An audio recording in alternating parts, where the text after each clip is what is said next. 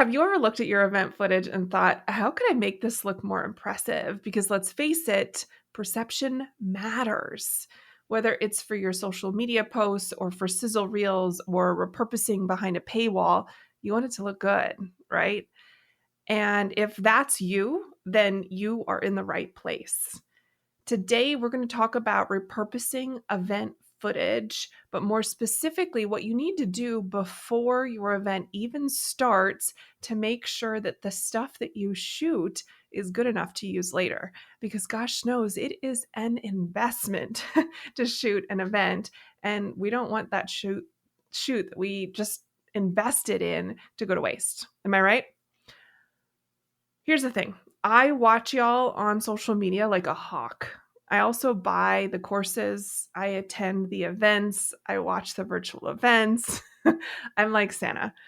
He knows when you're sleeping. He knows when you're awake. I've been listening to a lot of Christmas music lately. And the thing is, I see stuff that's not good.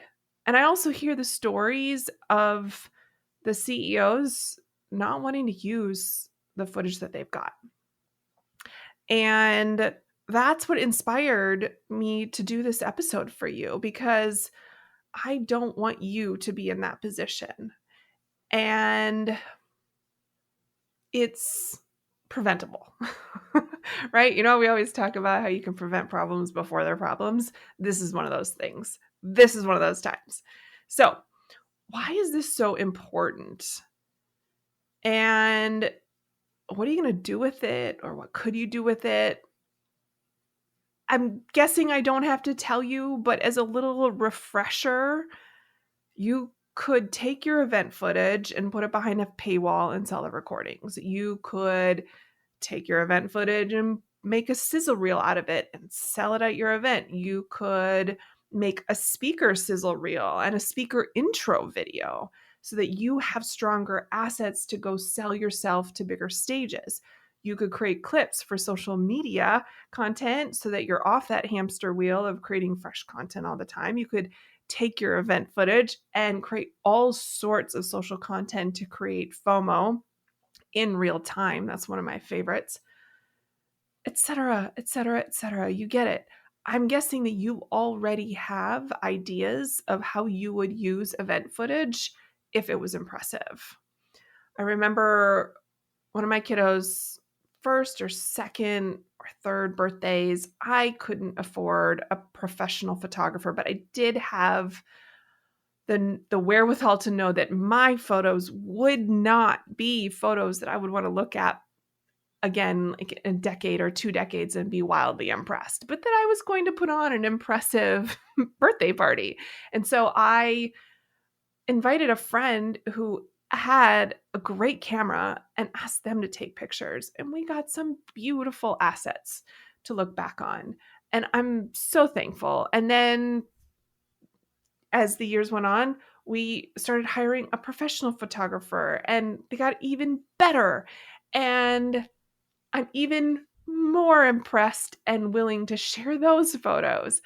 And I share this because I think the same thing will happen with your events. The more impressed you feel inside, the more that you're going to release that fear and share it with the world. And we need you to share it because then you can impact more people, right? So good looking stuff is a good thing to have. So gather those ideas of what you would use your footage for if you had that great looking footage, whether it's photography or videography or a combination of the both. And I want you to do some even deeper work. I know you already have like 3 things you could probably jot down right now while you and I are hanging out here that you would do with that footage. But let's take it a step further. Let's do a visualization of what you're going to do with your footage. What are your goals? Because when you envision your footage goals before the event, you can do an even better job of painting the picture of what you want to your team and vendors so that they can go make it happen for you. So I'm I'm thinking that a really good idea would be for you to capture stuff that you see. And it could be while you're watching Netflix, or it could be while you're scrolling social, or it could be inside of a course that you're binging. But I want you to, or maybe it's even at an event and it's a look, but I want you to create almost kind of like a mood board of sorts, but also like a shot list. Do you remember back to when you were planning your wedding and you had this like intricate list of 100 different photos that you wanted your photographer to take of the big day? And then maybe you're like me and those photos have never come off the flash drive and gone on to the wall. That's another story for another day. But that level of like minutia level detail, that excitement that you had for planning like such a detailed shot list for your photographer, or this is just me? I don't know if everyone does that or if it's just me because I'm being retentive.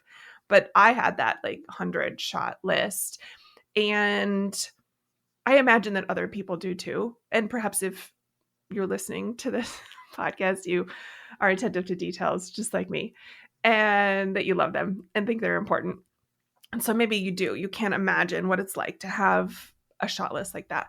Well, think of that level of detail as you're going into your event. And I know now you're like maybe years or decades past your wedding and you don't have time like that anymore to obsess over stuff like that. But that level of vision of what you want is important because like the team can't do what you want on a fly. And I know we've done an episode on this, so I won't belabor the point, but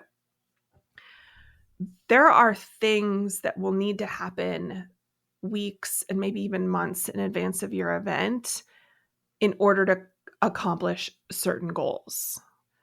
And let me give you an example. So if you want a cinematic look, like maybe you want more angles, or maybe you want a 360-degree shot, or maybe you want overhead shots or long sweeping moves. Well, then your team would need to rent a jib and or a drone and hire the labor needed to run it and plan how that's going to fit into the space diagram for the room.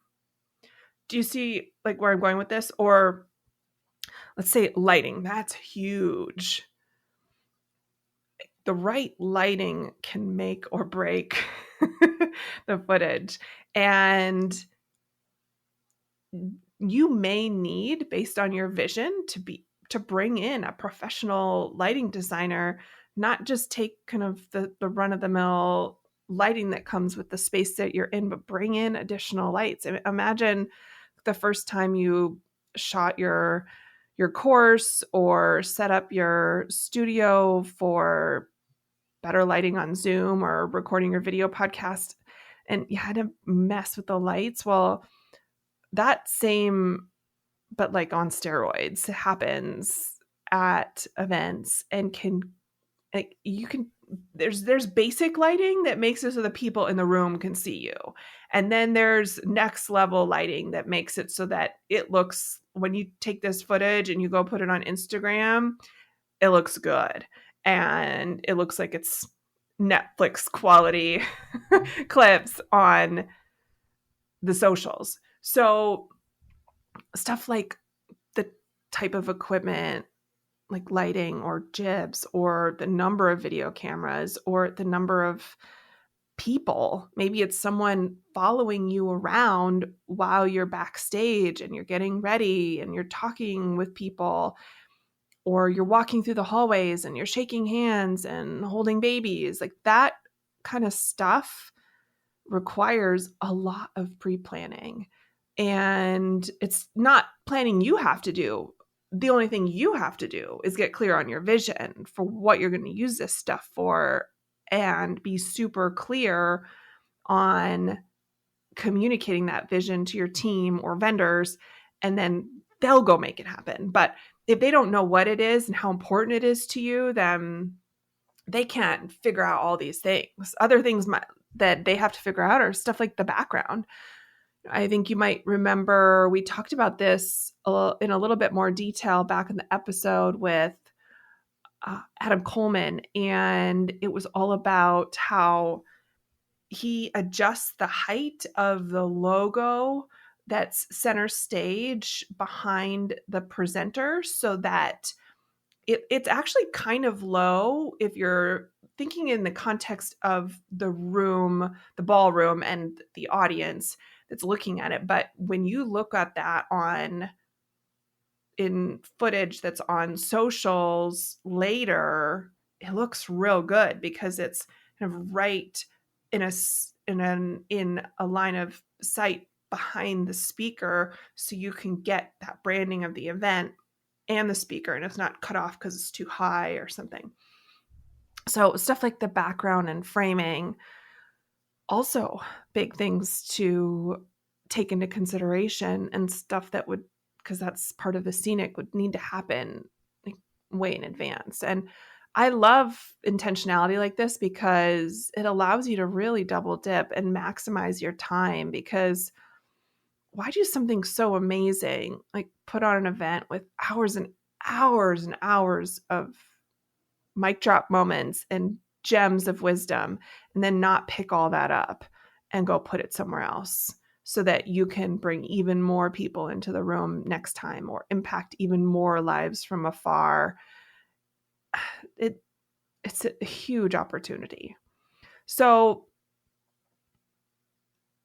after you've kind of made sure that your vision is clear and you've communicated, then you can be out and not worry about it until after the event, when you just review the footage and some draft outputs and decide, is this what you want? If not, then just simply take it as a learning, albeit an expensive one, likely, and then wash, rinse, and repeat.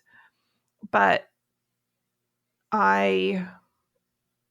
it's almost like I'm glad I just made a Freudian slip and said it was expensive. It's an investment, right? And we do have to frame it that way. And I know I just did an episode for you on why is this like such an expensive sport? And this is one of those pieces that, yeah, it feels expensive, but the expertise that we're investing in, the equipment that we're investing in, the time that we're investing in, it's huge. So it's worth it, especially if you've already mapped out the vision of where this is all going to go. So yeah, that's kind of the last step, is just to review it, refine, learn, and try again. Because obviously people make movies every day that look absolutely beautiful. So you can too. And it's just a matter of like, yeah, that's kind of like the look I'm going for. And these are kind of the things that I want to use that look in. And so go make that happen, please. I wish I'd had that foresight when I was hiring my wedding photographer. And gosh, how long was it? It's a while ago now. Like, I lost time. It's more than 15 years and it's less than 20.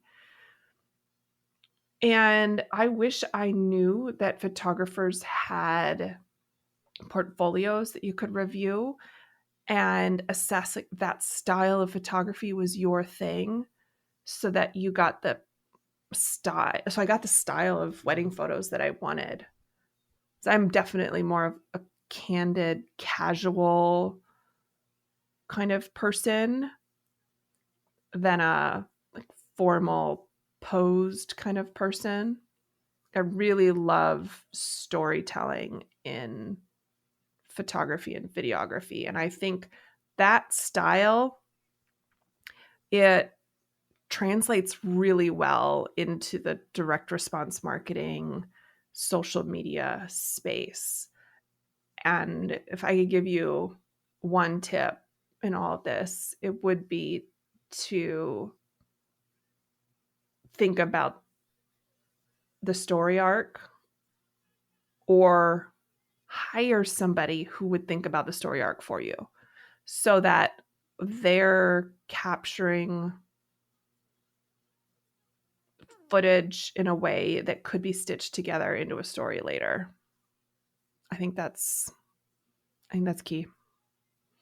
Okay, I will get off my repurposing soapbox now, but know that everything that we just talked about is really all the stuff that happens before the event. There's nothing for you to worry about in the moment, as long as you've just painted the picture ahead of time.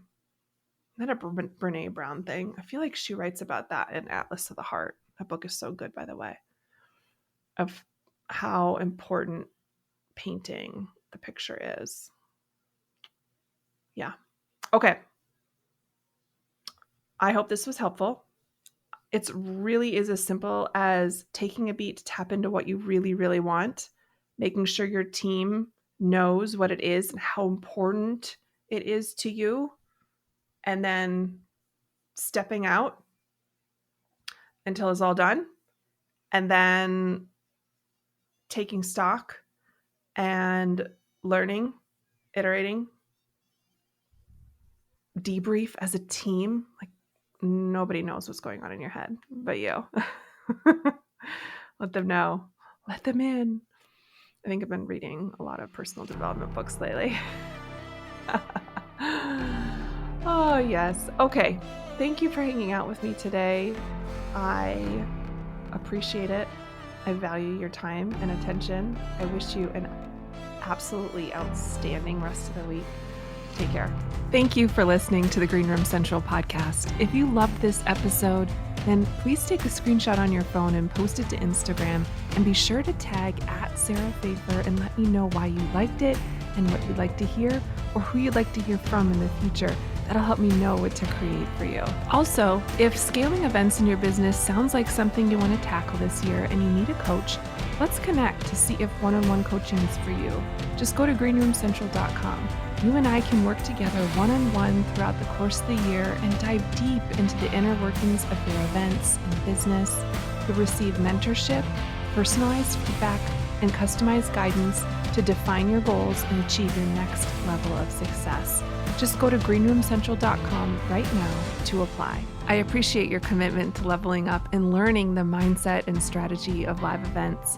Keep going. Keep learning. If you want more, head over to greenroomcentral.com for show notes and all the links from today's episode.